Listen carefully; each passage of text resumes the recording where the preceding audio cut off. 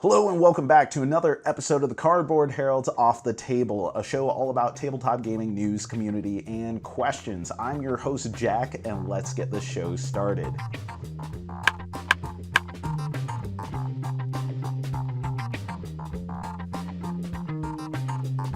Today's top story is that the Kickstarted Call of Cthulhu RPG supplement, the Sassoon Files, has been destroyed by the Chinese government. This came out of an update on the publisher's YouTube account. Sons of Singularity state that shortly after they were informed of the completion of the book's manufacturing, they were then informed that the government inspector told them that the books contained sensitive materials and the entire print run had been destroyed. Now this is pretty wild. These are English language books that are meant for export outside of China, and the publisher has gone on to say that there are parts of it that take place in historic China, but they can't think of anything that would be considered demeaning or disrespectful to Chinese people or of any sort of concern to the People's Republic of China. Sons of Singularity report that they got their deposit back and are committed to fulfilling pledges as they seek alternative options for printing. All I can say is that the vast majority of games are manufactured in China, and hopefully this is an anomaly and not an ongoing concern. These may be the dangers of the world putting its collective eggs into the highly regulated Chinese manufacturing basket. Continuing our international gaming news, the 2019 Ugandan board game convention crowdfunding page is up. Now this is the con's third year and it's focused on making games available and just overall engaging and interactive experiences available to youth and young people in rural areas of Uganda. It's just grown year after year and the footage of the convention is really incredible. So if you're looking for a worthy cause to support, this is definitely one of them. Check out the crowdfunding page. There's all kinds of images. Definitely watch the video and consider supporting. And now we got a host of announcements, not to be outdone by USAopoly's diehard game. Wizkids announced that the post-apocalyptic ocean board game Flotilla is coming out by J.B. Howell. And it's not necessarily the Waterworld license, but we know what you're going for. This looks like a competitive game where people are going to be vying for control of this flotilla in a post-apocalyptic, water-based wasteland. And J.B. Howell is a really hot designer now who seems like he has about 10,000 projects actively being developed, including the super hot Champions of Midgard sequel, Reavers of Midgard by Grey Fox Games. And then we got Kosmos showing Die Befreiung der Reitburg. For having a brother who lives in Germany, I am really terrible at German pronunciation, so we're just going to translate that to The Liberation of Reitburg, a standalone game in the Legends of Andor line. We know next to nothing about this game other than people love Legends of Andor. It is a staple in the co-op genre, and it is hopefully coming out late 2019. Then, this is interesting. We got a pair of deluxe editions that have the commonality that they are both Egyptian-themed games. We got Valley of the Kings deluxe edition coming out, and this is one of those really small box deck building games that people who are like, yo, you tired of deck building games? This is one you need to check out, man. And then 13 years after its original release, we got Cleopatra and the Society of Architects getting a deluxe edition by Mojito Studios. Now, Cleopatra is a game that I'm familiar with from Days of Wonder, and I know Days of Wonder holds on to their games with an iron grip, so I'm not exactly sure what's going on with the rights here, but at least it's a really cool looking edition of a classic game by one of my favorite game designers, Bruno Catala, who co-designed it with Ludovic Maublanc. And as for Valley of the Kings, I don't know. This might be the hopping on point because I've never played it before, but on the other hand, this deluxe edition is expecting you to do deck building game with tarot-sized cards, and that seems like a lot of shuffling with really big cards. And now we turn from our news into our highlight, which today we are focusing on the event Unpub, because it just happened a couple weeks ago from the time that I am posting this on YouTube. Unpub is an event about game design for game designers, and it's about checking out all of the cool and wild unpublished games out there. And this is a beloved thing in the creative tabletop gaming space. Like, if you're immersed at all in the social media surrounding board games, man, people go wild for this thing.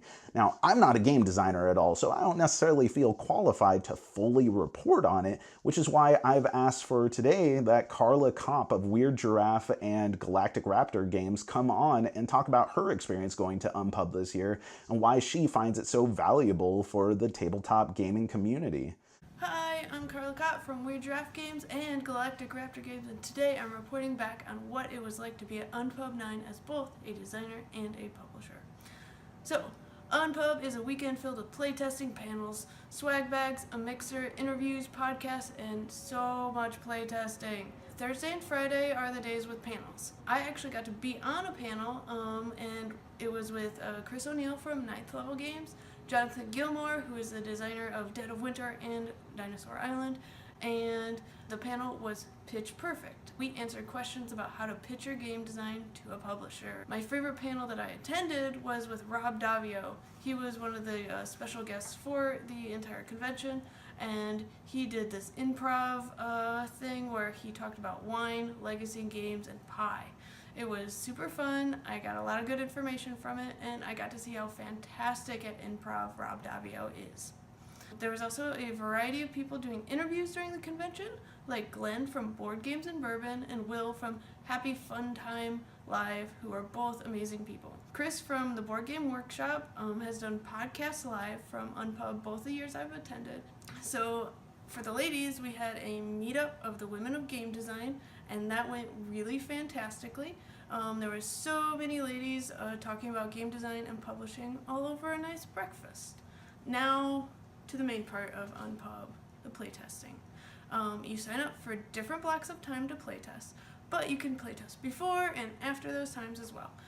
It's basically 4 days straight where you can get so much feedback on your games, you're bound to make at least some progress. I got to playtest the Fire in the Library expansion, my new Venice Pick and Deliver game, some new abilities for Big Easy Busking, and a blind playtest of the first copy of Dreams of Tomorrow. And those are the games I played during my block, as I played so many other designer games outside my block. So, why is Unpub so valuable to the community? Not only do you get amazing feedback on your games, but you can also get a lot of knowledge from amazing people running panels, create lasting friendships, and get a lot of inspiration. This is an incredible weekend where so much of the design community comes together with the purpose of just helping each other out. So I hope to see you there next time. This is Carla from Weird Giraffe Games. Bye. Thank you so much, Carla, for coming on to the show and giving us the skinny on Unpub. Carla's next game being published by Weird Giraffe Games is Big Easy Busking, which will be up on Kickstarter April 30th. And that is going to take us to our question segment, because we like questions around here. I like picking your brain, and today I want to hear about what is your favorite solo game. Personally, I'm becoming more and more of a solo convert. It's not my favorite way of playing, but as I play more solo games, I'm understanding why they are so cool and what makes a good solo game versus kind of a lame one. Personally, I like a game that doesn't rely on me making decisions for an opponent. You know what I mean? I want everything to be automated, and there are some great examples recently. I was a big fan of the Wingspan Automa, and then also probably my favorite solo game to date is Terraforming Mars, which just has an awesome sense of preserving the engine building goodness of Terraforming Mars, but giving you this new consideration as you're racing against the clock in order to fully terraform the planet entirely by yourself in a certain set of time. It allows you to recontextualize everything in the game while preserving the best parts of it. So, what are your favorite solo games? Let us know in the comments below. Thank you so much for watching another episode of the Cardboard Herald's Off the Table. If you dig this show and you want to help support us, all you have to do is help spread the word. Engage with us on social media, talk to us, give us feedback, or answer our questions. All of that goes so far into helping this show be the best that it possibly can be. So once again, thank you so much for watching. I've been Jack for the Cardboard Herald, and I'll talk to you next week. If you enjoyed this video, we have all kinds of other reviews, interviews, and recommendations via writing, podcasts, and video here on our channel and website cardboardherald.com. Our content is audience supported, so if you want to show your support, please visit our Patreon. Thank you so much for watching. This has been the Cardboard Herald.